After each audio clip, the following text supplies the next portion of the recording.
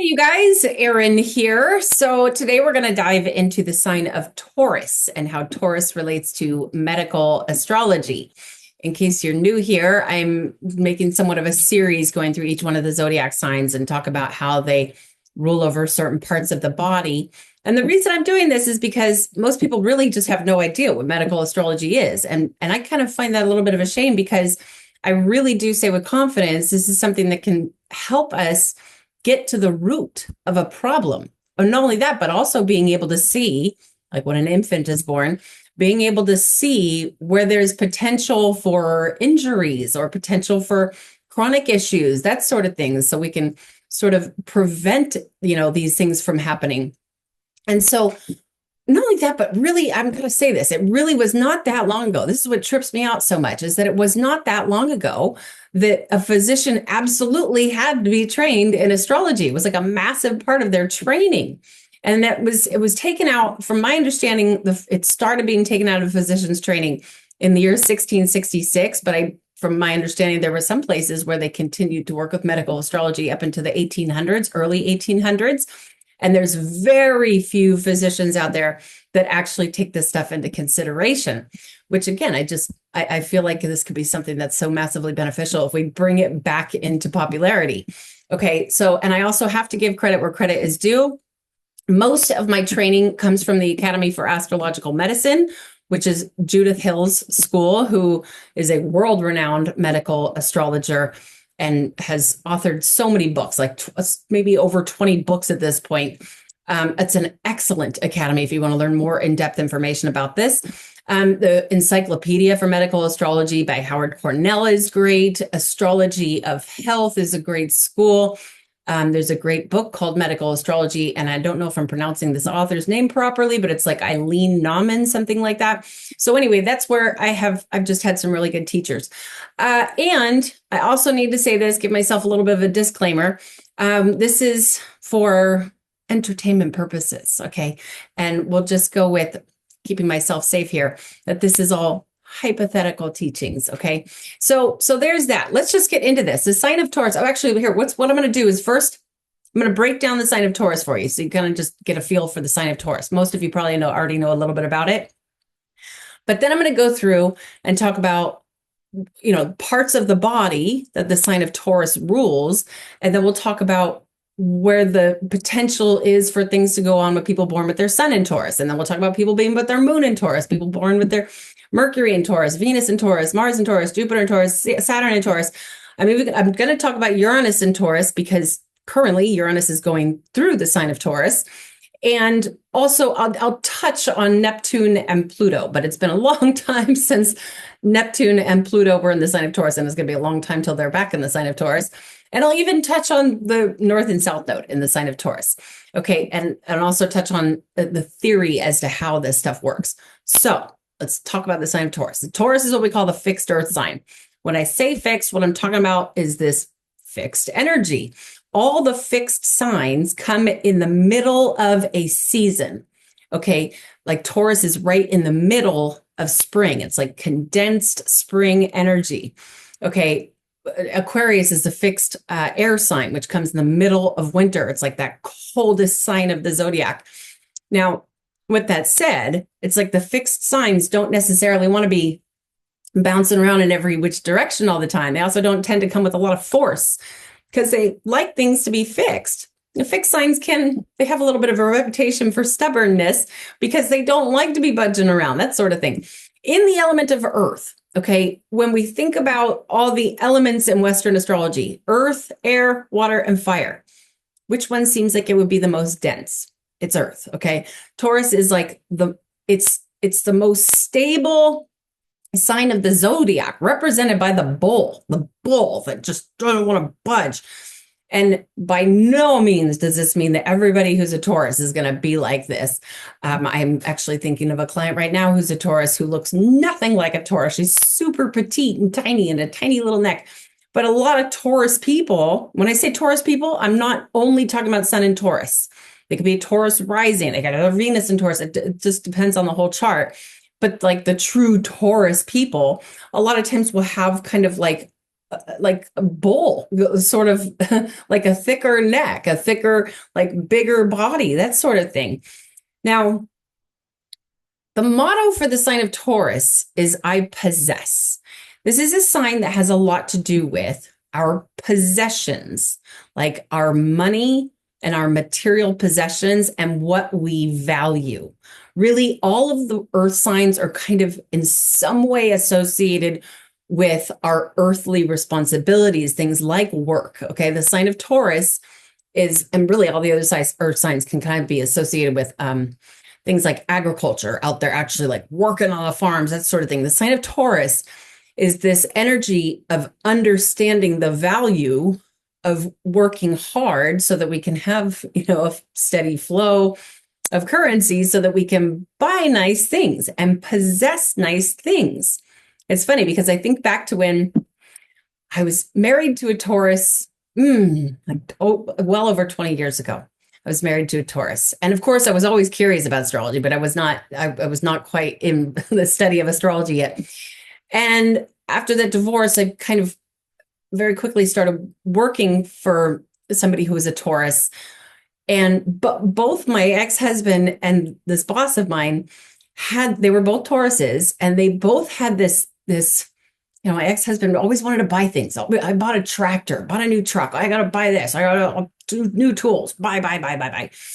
And the same thing was with this boss of mine who was a Taurus. And I totally remember this, like right around the time I started getting curious about astrology and going, I wonder if there's like some connection between the sign of Taurus and like buying things. And spot on, of course.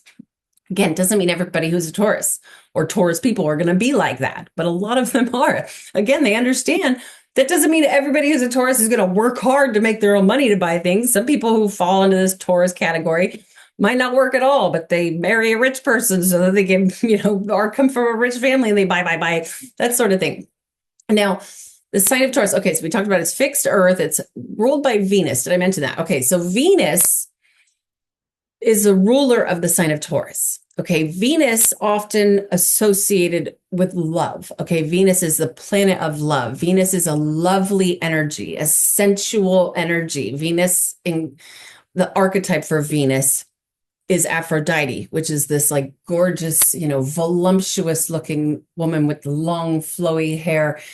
And that is this very Taurus energy. You'll notice, again, a lot of Taurus people, Taurus rising, whatever it is, will have like voluptuous, big lips and big, like beautiful face, very beautiful people, and also can be a very sensual energy. Again, that does not mean everybody who's a Taurus is going to be, beautiful lips and voluptuous, but the sign of Taurus in and of itself, like a true Taurus, you can see it.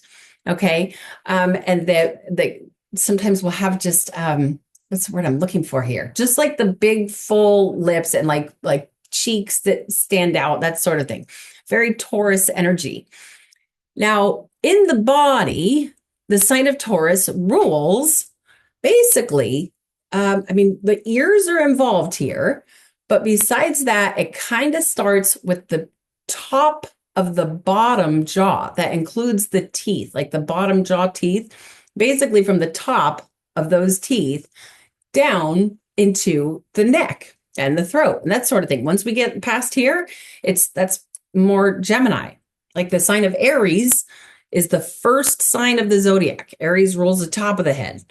Taurus comes next. Taurus rules this part of the body. Gemini comes next. Gemini rules this part of the body. And that's the basics of it, but there's intricate parts involved here.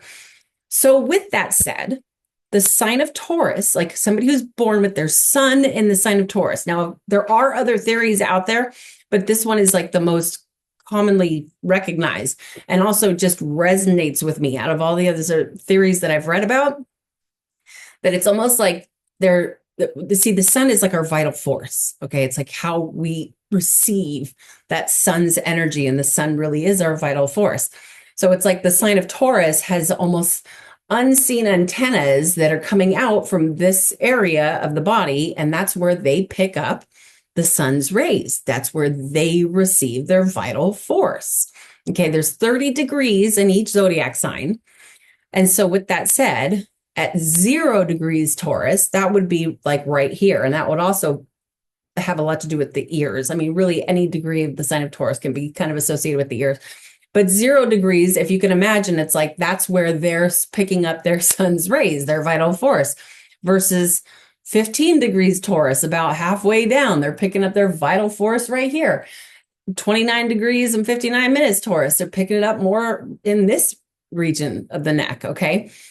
And so, with that said, this can be in essence, sensitive part of the body. There can be issues. There can also be great things. A lot of this is going to depend on what house in your natal chart. Let's say your sun is in Taurus. Which house is your sun in? Is it in the 6th house? That could definitely deal with the health complications. Is it in the 8th house? So you end up doing surgeries in that area. So there's a lot that could be said here. Not only that, but a lot of this is going to depend on how that sun is aspected. Let's say it's making a quincunx, 150-degree angle to Saturn. Okay, then it's like Saturn can be a little bit of a troublemaker. Then they're more likely to have issues with some part of this body versus if their sun is aspected beautifully over to Venus, and there's so many things that could be said. They might just have a great, functioning vocal cords and neck and all sorts of things like that. So again, there's so much more to this, but just so you guys get the basics of this, the basic understanding. So what I'm going to do is I'm just going to kind of go through my notes here because I don't want to forget anything. The lower part of the head, the base of the brain, again, the ears, but the ears are tricky because the ears are shared rulership. The left ear is in essence ruled by Mars. The right ear is in essence ruled by Saturn. Not only that, but the sign of Aries Aries is more like the skin of the ear, having, issues with skin on the ears, versus Taurus and Mars and Saturn. And also Mercury has an influence on the ears. A lot of shared rulerships come in here. But there can be this tendency for issues with hearing or just the ears in general. Okay. And we talked about the neck, the throat, the esophagus. So the esophagus, I'm sure many of you know this, but just in case, the esophagus is basically like the tube that takes, like when you swallow food, the tube that takes that food down to the stomach. The carotid arteries, I don't know why I always want to call them carotid arteries, carotid arteries, which are basically these arteries on the sides of the neck that bring oxygenated blood from the heart up to the face and the brain. Like if somebody's being choked out and they pass out, it's because they're not getting the oxygen to their brain. And that's through the carotid arteries, which are ruled by Taurus. The vocal cords, I think I mentioned that. The thyroid also has like shared rulership with other things. Edgar Cayce suggested that the thyroid is ruled by Uranus. But again, these things can have more than one ruler. And when I say ruler, that's tricky too. Like just as an example here, the liver is said to be ruled by Jupiter, but also by the sign of Virgo. So it's like a celestial body or a planet could rule over a body part, but also a zodiac sign rules over that part of the body, that section of the body. The cervical nerves, which are all these little nerves in the neck, which, I mean, there's a whirlwind of little nerves that go through the neck, and that obviously falls under the rulership of Taurus. And the taste buds, going back to the side of Taurus and being ruled by Venus and obviously like ruling this part of the body, Taurus people tend to, again, I'm not just talking about Sun and Taurus people, Venus and Taurus, Moon and Taurus, will really enjoy food. Not all Tauruses, but they will have this tendency to really enjoy food. Okay. Now, with all this said, going back to the fact that this is a fixed earth sign, like the densest, it's really the most calm, patient, slow, steady sign of the zodiac. I mean, honestly, every time that I've been through something that's like emotionally turbulent in my life, I've generally, even before I knew anything about astrology, I found myself doing this. I'd reach out to my friends who are a Taurus because their nature is just calm. Again, not all Tauruses are calm, but that's just the way it goes. But it holds energy in. being fixed earth, really any of the fixed signs in some way can have this tendency to hold energy in, doesn't want to let it go, doesn't want to like let the energy go out of the body. In fact, the sign of Taurus can have incredible longevity.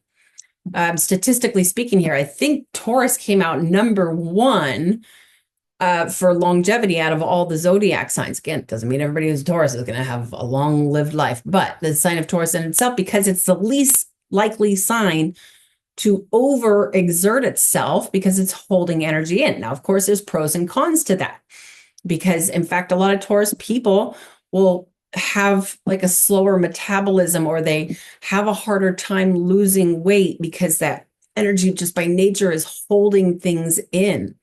Okay, so people with Sun in Taurus. Congestion, really in any part of this, part of the body, pressure behind the ears, congestion in the throat, congestion. I mean, really even congestion in the nose. I'll talk about that in a minute. But the like pressure or congestion in this area. And honestly, one of the best remedies, I've actually had two great outcomes or results with clients who had that kind of like pressure in the ears and they never really realized it. They just kind of were like, yeah, I just got this like headache thing that goes on or whatever.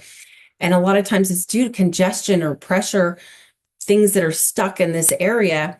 Cleavers, which is really, at least where I live, it's looked at as a weed. It's so funny because when I was a kid growing up, living in the mountains, and there was these plants, what were considered weeds, that were so cute, the cutest little leaves. They get, the plant itself gets big, but the leaves and the flowers are just these dainty little things that look like they're from a fairy tale. But when you walk by them, they stick to your clothes.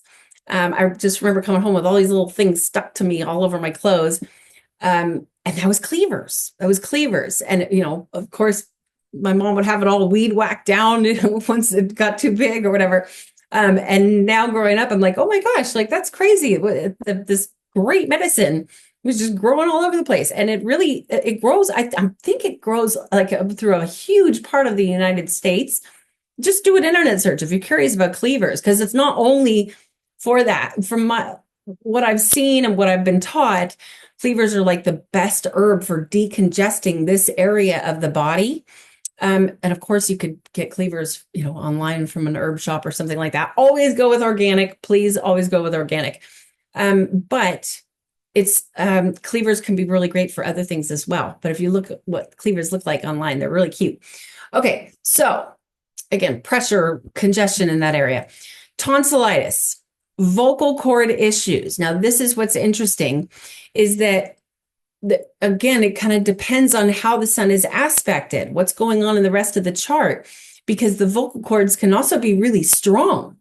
Taurus people can often have great singing voices, or, people can get up and, have a good, strong voice to share information, poetry, whatever it is, and also have somewhat of a lovely voice, and being ruled by Venus. But there can also be this tendency for issues with the vocal cords. Again, if you have the sun in Taurus or your Venus in Taurus or something like that, and it's harshly aspected, there can be issues with the vocal cords. There's a plant, it's called, what's calamus root? I think I'm pronouncing that properly. Calamus, it's Camalus root, which is often referred to as the singer's root, because it's really good medicine for repairing or strengthening the vocal cords.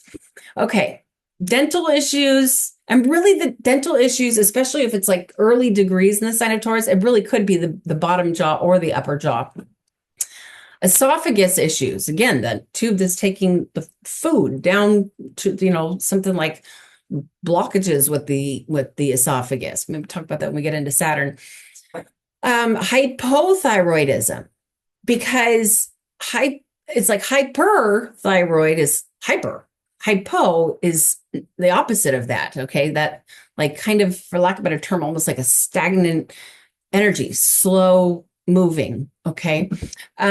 Which also, by the way, black walnut hulls can be really I'm not a doctor, I'm not offering any kind of medical advice, but black walnut hulls can potentially be great for that sort of thing. Also, iodine. Iodine. There's a supplement. It's called Detox Iodine, I think it's called, from Global Healing. That's a really, I don't think people realize just how important iodine is. I mean, you got to be a little bit careful with it, especially if you got hyperthyroid, but it's,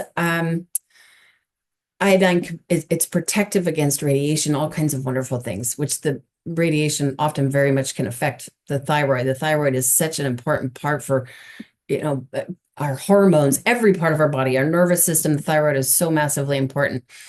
And where was I? Holding on to toxins, especially in the colon, constipation. Okay, so sign of Taurus is over here. This is something that's really important to understand in medical astrology. Here's Taurus, here's Scorpio. They're opposite to each other, always. In case you're super new here, the signs don't change order. It always is going to go Aries, Taurus, Gemini, Cancer, Leo, and with that said, Taurus and Scorpio are always exactly opposite each other. When, like, whatever sign something is in, it's going to have an impact on the sign that's opposite that. And again, it's like, it's because there's so much more intricate parts to this. Depends on if you got another planet over in the opposite sign. But regardless, the sign of Scorpio rules the colon, okay? Rules other parts. Wait till I get to my Scorpio video to talk about that. Scorpio rules some special parts of the body, but it does have rulership over the colon. So with Taurus being opposite that, I mean, it's really incredible how much of a connection there is. Scorpio actually rules the nose, which is really interesting. You'd think either Taurus or Aries would rule the nose. They kind of do, but more like the outside of the nose, the skin of the nose, versus Taurus is like breathing in through the nose and exhaling through the nose. That's Scorpio. Did I just say that right? I hope I said that right. Scorpio rules the nose, and Taurus and Scorpio being opposite each other. Okay, so with that said, if there's a bunch of like squished in Taurus energy on one side of the chart, and again, making an opposition or a quincunx or a square or something like that, where it's having an impact on that sign of Scorpio. Scorpio's like the sign that would want to flush things out through the colon. So with Taurus being opposite that, it holds things in and can create constipation. A lot of times this can lead to acne with the sign of Taurus, but it's really important that a Taurus person is making sure that they're flushing things out of their body. The body will hold those toxins in. Really, in my opinion, like the vast majority of the United States population is probably constipated because of the food that we have all, been eating. I mean, some of us realized this a long time ago and started, making better options as to what we're going to put in our body. But if you just go into like a normal grocery store, to where I live in California, it's Safeway is the more common grocery store. And it's like, most of the food in these stores is bad. It's not even, it's junk food, really. It's heavily processed, or it's got, sugars in it. And with that said, a lot of people are constipated and don't even know it. Some people will be like, oh, I poop every day, I'm not constipated. But they don't realize that there's backed up stuff going on in there. But especially if you're somebody who's like, you can tell your body's just holding things in. It's so important to make sure we are flushing things out. There's a supplement called Oxy powder, not like there's an Oxy powder that I know people wash their laundry with, not that kind of Oxy powder. This is another one that's from Global Healing that's called Oxy powder that could be really good for somebody who is, dealing with backed up issues. Because what happens is if the colon is blocked up in any way, shape, or form, it's toxic. It's toxic. A lot of times there'll be parasites or whatever it is that's going on there, and it leaks through the colon and gets into the bloodstream. And that's how people end up with things like systemic candida or systemic issues, period. Okay, so there's that, Sun and Taurus. But again, keep in mind that like somebody could be born with their sun in Taurus and have really well functioning. They could have a beautiful neck. They could have no vocal point cord problems at all. That sort of thing. Because again, it depends on how things are aspected for the most part, and also does depend on the houses and transits. Okay, now moon in Taurus. So what the moon influences is our emotions. Okay, if you are super new to astrology, everybody has a moon somewhere in their natal chart. Whatever zodiac sign the moon is beaming through when somebody's born is going to say a lot about how they process their emotions and their feelings and their intuition and their level of receptivity. It's like the moon is a very nurturing, motherly energy, a sensitive energy. So when people are born, this is actually an exalted placement. This is like what we could say is the moon's favorite zodiac sign to be in, because if the moon rules our emotions, and Taurus is the most calm, stable, practical sign of the zodiac, these people tend to be less reactive, emotionally reactive. They tend to just, when there's emotional turbulence going on, being able to kind of like process that with grace and ease and that sort of thing. But there can also be this tendency, going back to how Taurus rules the taste buds and is very strongly associated with food and that sort of thing. There can be a very strong tendency for emotional eating. Okay. And that can also happen with moon in Cancer, the moon's own zodiac sign. But just to be clear, that does not mean just because somebody's born with their moon in the sign of Taurus or their moon in the sign of Cancer that they are definitely going to be emotional eaters. In fact, I am born with my moon in the sign of Cancer.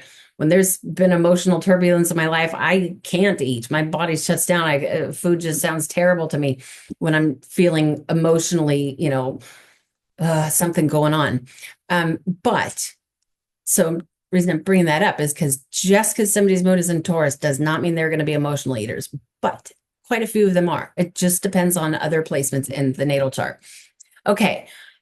Really overeating, period. Overeating can be for sun in Taurus, Venus in Taurus, moon in Taurus, especially sweets. Venus, Taurus's ruler, Venus rules sugar. So these people will tend to have like a sweet tooth, which of course, eating, especially if it's processed sugar, eating, too much sugar or really any processed sugar is not good for us. It's a little different if we're talking about like true, real maple syrup or raw, organic, local honey. That's totally different.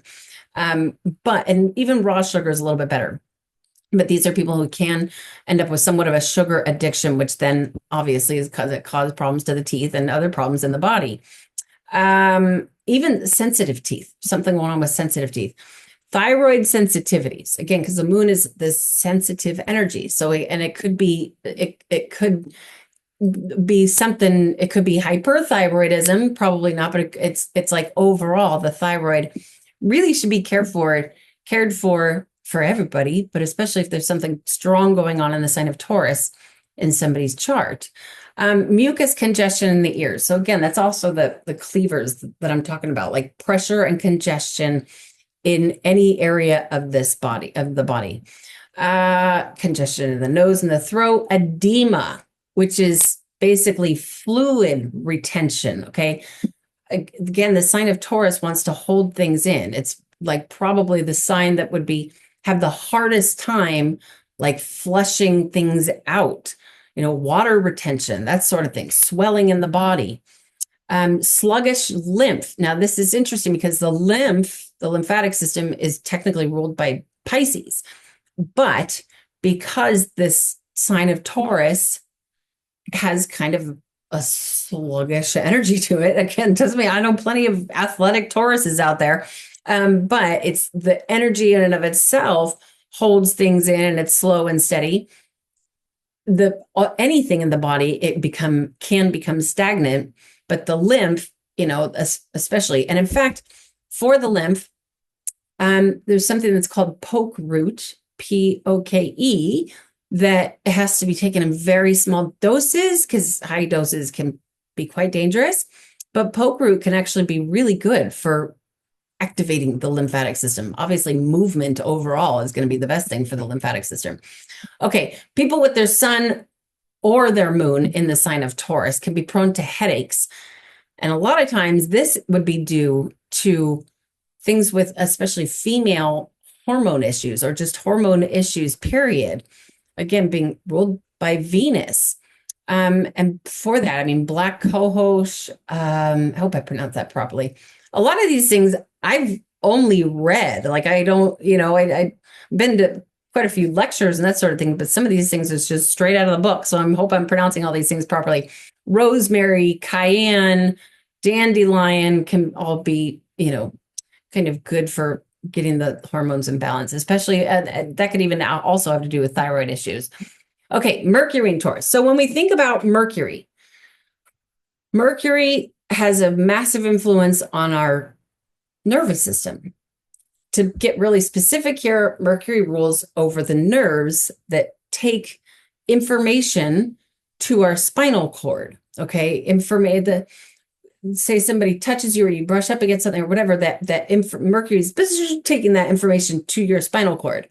Which Mercury is also like the ruler of our mental function. Mercury really, again, like kind of has an influence in some way, whether it be direct or indirect, has an influence on our entire nervous system to a certain degree. Mercury is this very busy kind of energy. Okay, how we receive information, energy coming into our consciousness and being filed away somewhere into our consciousness so that later we can come and communicate that information.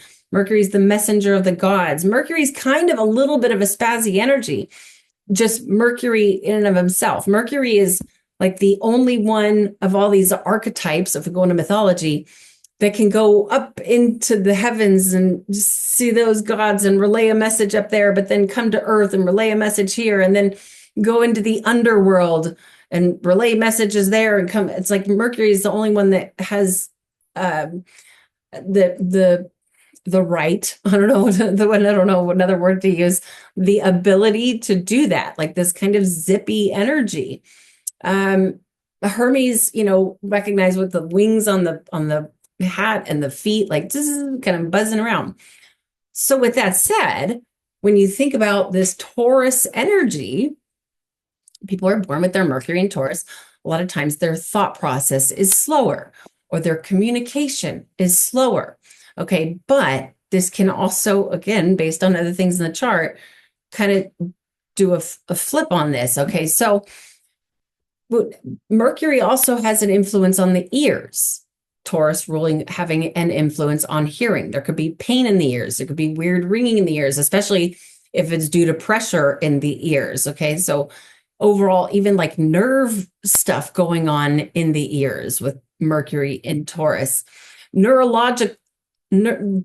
Deafness due to a neurological condition. In fact, this is something that my mother's no longer with us, but after she had passed, I really did a deep dive into the medical astrology stuff in her chart and realized this was totally something, because she was like 6 years old when she completely lost hearing in one ear and kind of lost half the hearing in the other ear. And it just got worse as she aged. And it was a total neurological thing. Deafness. Okay. Neurological pains in the ears or the teeth sensitivities, spasms in the neck. Okay.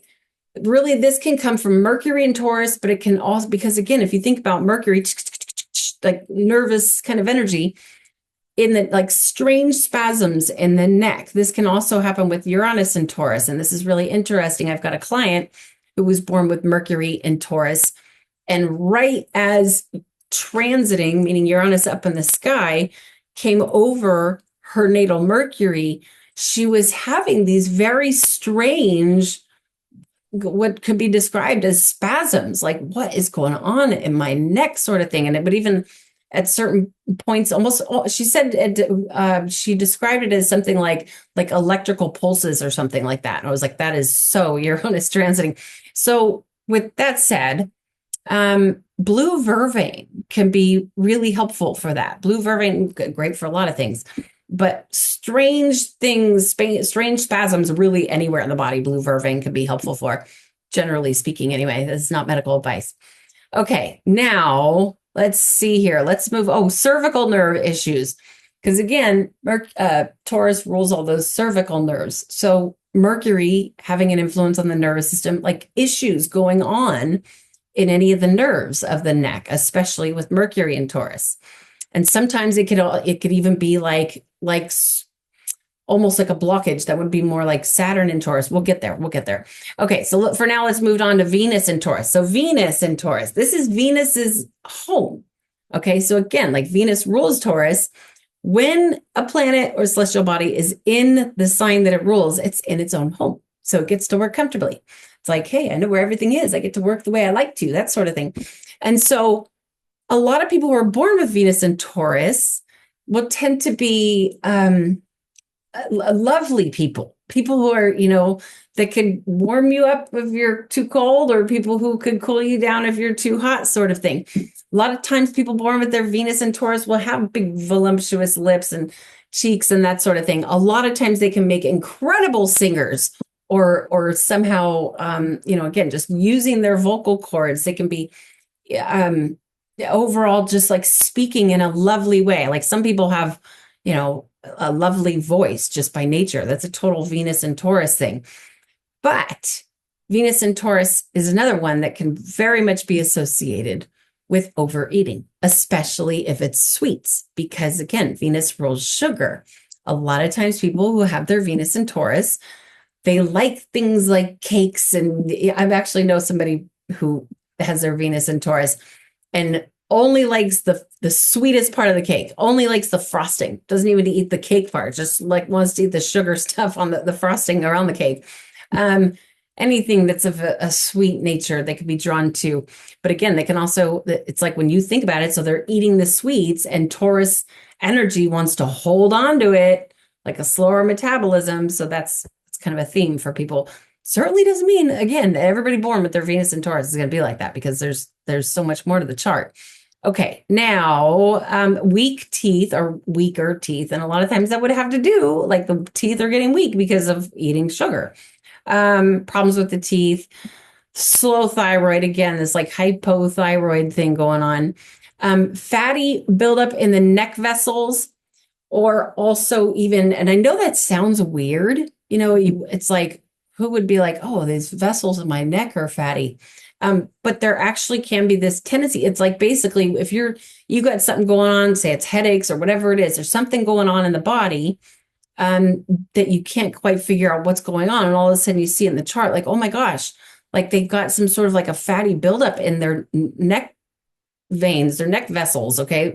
It's like, let's take care of this. Let's give the proper herb for this, whether it needs to be cooled down or heated up or something like that. Okay. And buildup of mucus or fluid. So again, it's kind of just like the lymph thing.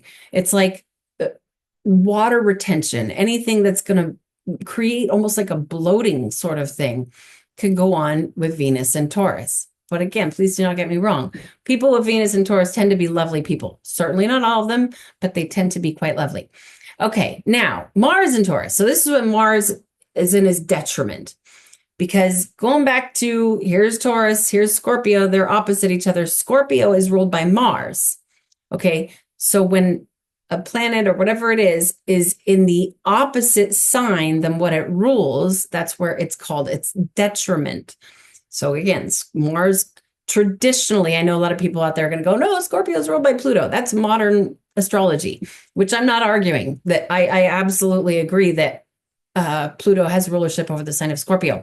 But traditionally, and you can, once you understand the mathematics of the zodiac, then it's like, oh yeah, of course Mars rules Scorpio. I could never take Mars away from being one of Scorpio's rulers.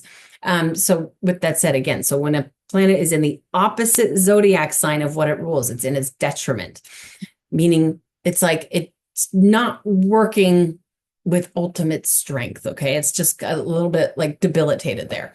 Now, when we think about Mars's energy, Mars is hot and dry. Mars is the planet of war. Mars is what influences things like acute problems or rashes or burns or accidents. Mars is this, I'm not going to think about repercussions. I'm just going to go. I'm fast and furious.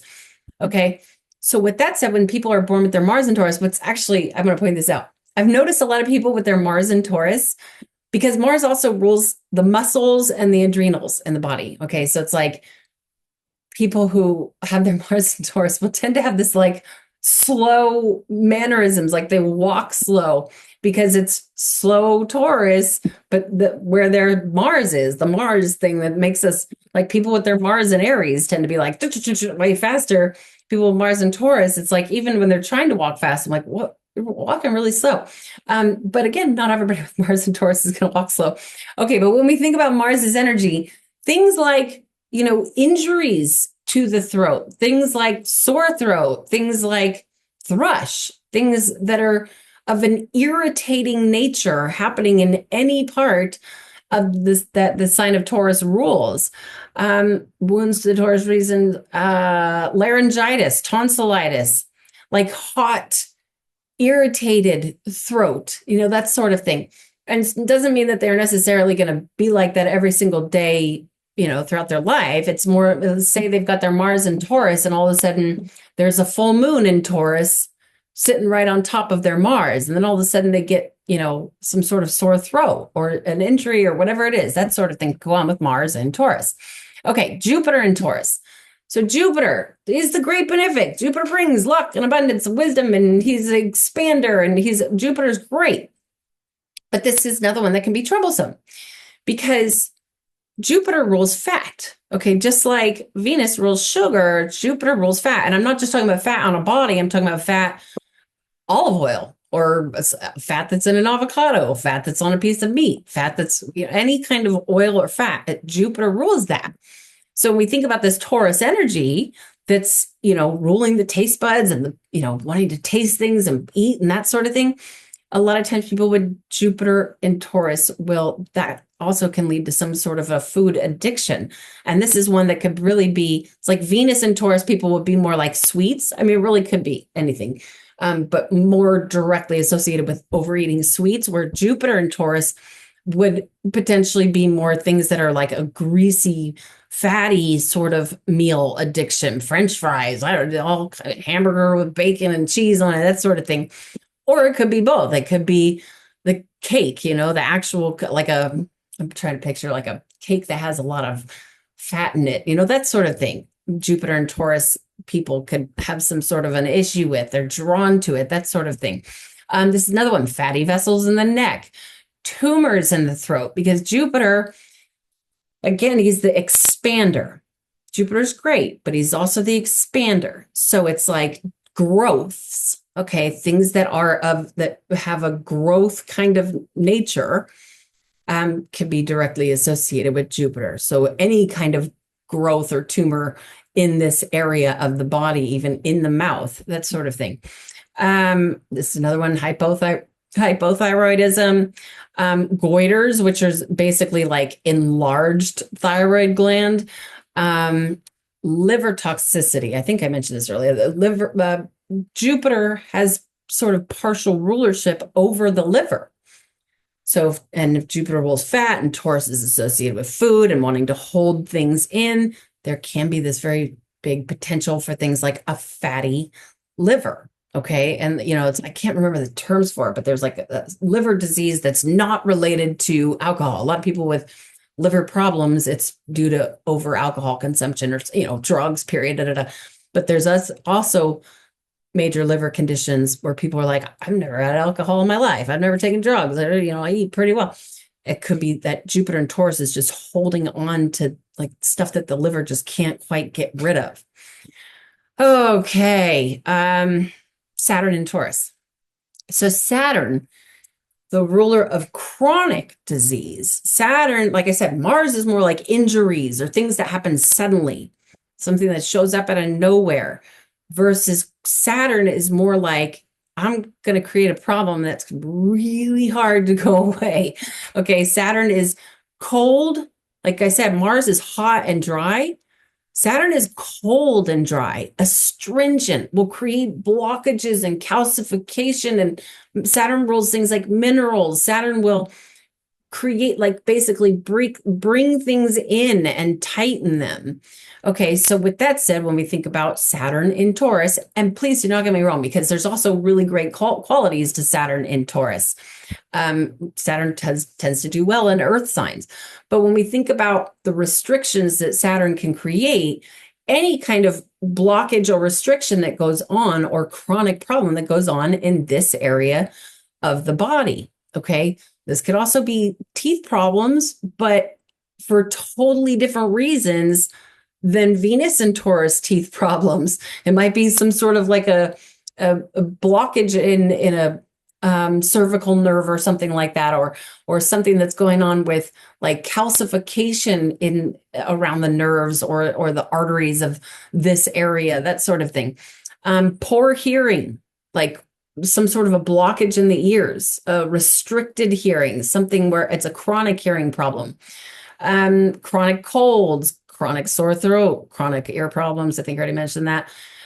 Anything chronic in the Taurus area, hypothyroidism. But again, that would be different than, say, like hypothyroidism coming from Jupiter in Taurus, because Jupiter's different. Jupiter's juicy and fatty versus Saturn's cold and dry and icy. Okay. Tight neck muscles. And this, again, can also be dental issues. All right, moving on to Uranus. So Uranus is in his fall in the sign of Taurus. And that's because, if again, here's Taurus and here's Scorpio. So Uranus exalts in the sign of Taurus. In the sign of Scorpio. Uranus works with extreme force in the sign of Scorpio, versus opposite that in the sign of Taurus. Uranus, which totally makes sense, again, mathematically speaking here, but also when we think about Taurus wanting things to be slow and steady and, calm and patient, Uranus is the opposite of that. Uranus is a spasmodic nature. Uranus is radical. Uranus will disrupt with electromagnetic fields. Uranus is like, I just always think about like sticking my finger in a, plug or whatever, and like the electrocuted, that's Uranus energy. And so with that said, obviously Uranus and Taurus aren't the greatest blend together, but we gotta take it. So the last time Uranus was in Taurus, I put this in my notes. Yeah, Uranus was in Taurus from 1935 to 1942. So we really don't know. Maybe you might know something. Bravo if you were born in 1942. Actually, I do know a couple of people who were born before 1942 who are still around. But Uranus entered into the sign of Taurus in 2018. And it's just about done. Uranus is going to go from Taurus to Gemini this year in 2025. I think that's happening in May, maybe July. Can't remember exactly. But then we'll retrograde back into the sign of Taurus. And it won't be till 2026 that Uranus is out of the sign of Taurus. But since 2018, obviously, a lot of babies have been born. A lot of children are running around who are born with their Uranus in the sign of Taurus. So when we think about this, really, if you're watching this and you got children who were born between 2018 and 2025, and even a little bit of 2026, I hope this is making sense, because Uranus moves into Gemini later this year, but then retrogrades back into the sign of Taurus, and we'll be there for the beginning of 2026. So if you've got children who are born with their Uranus and Taurus, this is something you might want to pay a little bit of extra attention to, because Uranus, again, is debilitated in his fall in the sign of Taurus, but Uranus is also very a spasmodic nature. We all have Uranus in somewhere in our natal chart, wherever it is. There might be like little spazzy things that go on in that part of our body. Okay, so let's go through this.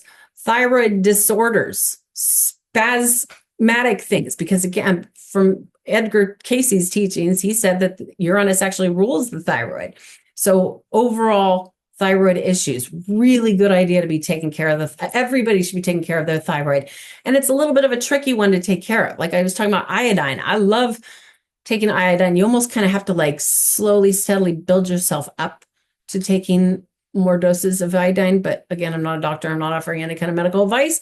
But it really, iodine can be incredible for taking care of the thyroid. And again, the thyroid is so massively important, but you'd want to be careful. I've actually heard, I'm just going to share this story. going back to this, I have a bottle downstairs. I wish I would have grabbed it. Detox iodine. I think that's it. Just it's Global Healing is the company, and I think it's called Detox Iodine or something like that. You would know just by it's iodine for detoxing. But there was a story with a child that like apparently opened the bottle up and drank like some of this iodine, where normally it's like a little tincture bottle. It's kind of like this. This is cilantro tincture that I made, but it's kind of like this, where you would just, open this up and just do like 10 drops or something like that, where the child opened the darn bottle up and drank some of this stuff. And so they reached out to the company, which was, oh boy, what's his name? Dr. Group. I can't remember his first name. Dr. Group. And it was like, he was like, child should be fine. The child was totally fine. So there's that. I've heard stories of some people saying, you have to be so careful with iodine. And then I've also heard like, it's really, So anyway, there's that. Thyroid issues, disorders, hearing anomalies, ringing in the ears, picking up signals through the ears with Uranus. Because again, Uranus is like, some astrologers will say Uranus rules electricity, which kind of does, but it's more like Uranus, the influence of Uranus, we're living in an electromagnetic field. I mean, that's what we live in. And Uranus will kind of disrupt that. Okay. And so with that said, if, disruption in the hearing, that sort of thing, tinnitus, vocal cord anomalies, weird dental problems, spasm in the neck, again, blue vervain could be great for that sort of thing. And always check in, especially when it comes to your children, to check in with a healthcare practitioner that you trust and maybe get a second opinion. That's my thoughts. Okay, now Neptune in Taurus. So Neptune has not been in the sign of Taurus since 1889. It was 1875 to 1889, and Neptune will not be in Taurus again until 2040. So this is kind of a ways away. I didn't spend too much time on it, but I briefly tried to just do some internet searches to see if I could find like some sort of statistical thing that happened with ears or throat or whatever in that era. But nothing immediately stood out to me. So I was like, I'm not going to spend hours trying to figure this out. But when we think about Neptune's influence, so Neptune is dreamy, foggy, mystical.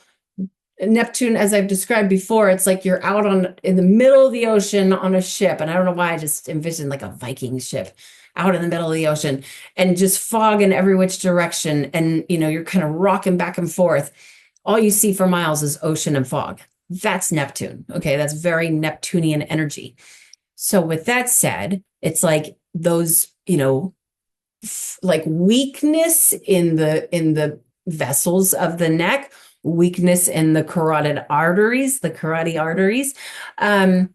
tooth decay, hearing disorders, again, hypothyroidism. So there's that. And then Pluto in Taurus. So Pluto has not been in Taurus since 1884. It was 1853 to 1884. And this is another one where I couldn't really find any information on it. The two charts that come to mind that would have Pluto in Taurus were Rudolf Steiner and Edgar Cayce would both have had Pluto in Taurus. And so that's like what I was like, maybe there's something I can figure out there, but really not much that I can relay here. And in fact, Pluto will not be back in the sign of Taurus until 2095. So that's a long ways away. I don't think we have anything to be terribly concerned about here. But Pluto is kind of a toxic energy. Pluto will like mutate cells. That's Pluto's job. He wants to degenerate and then regenerate. Pluto is the ruler of the underworld, shadowy energy, darkness, that sort of thing.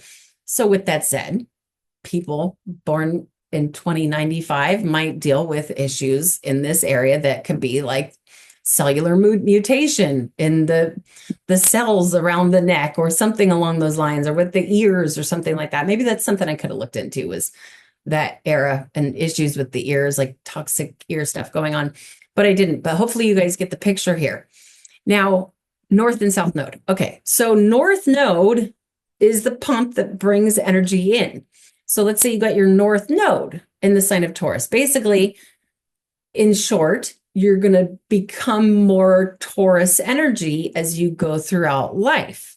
Okay, you're going to develop more of this Taurus, the qualities, all of it. You're going to become more of a Taurus kind of person, some people more than others, with your North Node in the sign of Taurus. So with that said, it's like this pump that brings energy in anywhere. And again, a lot of this would have to do with the degree that your North Node is in the sign of Taurus. But it's almost like you'll be receiving, especially if your North Node is in the sign of Taurus and it's next to another planet. Let's say it's next to Mercury, then it's pumping more of that Mercury and Taurus energy in. But it's like overall, just you could have sensitivities in this part of the body.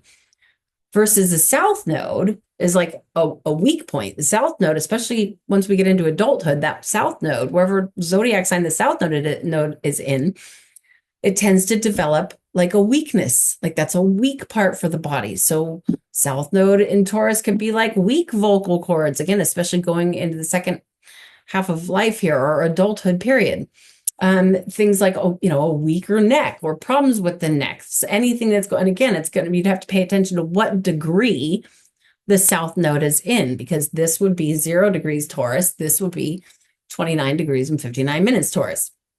But that South Node it basically becomes a little bit of a weak point. Doesn't mean everybody who's born with their South Node in Taurus is going to have some sort of a weak neck problem or whatever.